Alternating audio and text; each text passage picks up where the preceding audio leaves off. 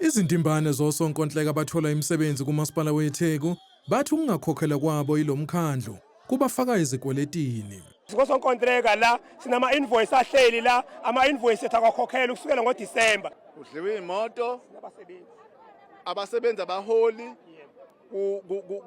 ireputation yethu nje yonke iyaphela.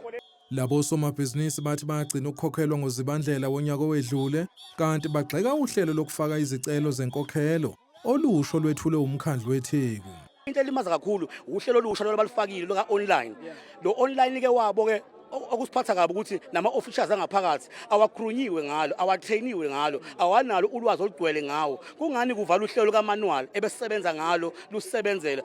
Lo mkhandlu ubambe izingxoxo nalabo somabhizinisi ukuthola izixazululo kanti bathi abayindawo bengakhokhelwe izimali zabo.